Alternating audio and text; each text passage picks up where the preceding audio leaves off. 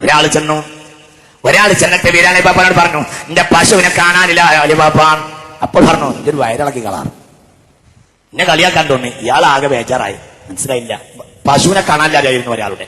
അയാൾ അലിബാപ്പാന്റെ അടുത്ത് എന്ന് പറഞ്ഞു, എന്റെ പശുവിനെ കാണാനില്ല എന്നാണ്. അപ്പൊ എന്താ പറഞ്ഞു, ഇന്ന് വയറിളക്കെന്ന് പറഞ്ഞു. ഇയാൾക്ക് തോന്നി ഇന്നെ കളിയാക്കിയതാണ്. വീട്ടിലൊന്ന് ഇയാൾ ഇങ്ങനെ ഇരുന്നു. അപ്പൊ ഭാര്യ ചോദിച്ചു, എന്തേന്ന് ചോദിച്ചു. അപ്പൊ ഔലിയ ബാപ്പ ഇങ്ങനെയാ പറഞ്ഞത്, എന്നെ ഞാൻ പറഞ്ഞപ്പോ ഇങ്ങനെ ഒന്ന് വയറിളക്കെന്ന് പറഞ്ഞു എന്നാണ്. ഇയാൾക്കൊരു റാഹത്തില്ലായ്മ, ഔലിയ ബാപ്പ നമ്മളെ കളിയാക്കിയതാന്ന് തോന്നി.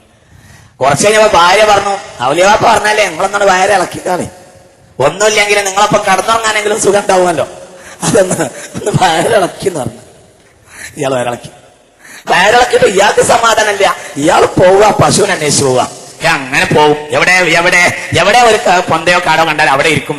അടുത്തടുത്ത് വെള്ളച്ചാലിൽ പോയിട്ട് കഴുകും, പിന്നെ പോകും. പോയി അങ്ങനെ ഒരു പുഴമാടിന്റെ അടുത്തെത്തിയപ്പോ ഇയാൾക്ക് വീണ്ടും വയറ്റ് നോയി. അങ്ങനെ കഴിഞ്ഞ് പുഴയൊക്കെ അങ്ങോട്ട് ഇറങ്ങി കഴുകാൻ ചെന്നപ്പോണ്ട് ആ പുഴമാട്ടുമ്മൽ പശു. എന്തൊക്കെ കിട്ടി? ഇപ്പൊ പശുവിനെയും കിട്ടി, വയറ്റുള്ളത് പോയി കിട്ടി, ഒക്കെ റാഹത്തായി. എന്തേ? എങ്ങനുണ്ട്? ഇതാണ് സൂഫിയാക്കൾ. അവരാണ് ഇവിടെ ദീൻ പഠിപ്പിച്ചത്.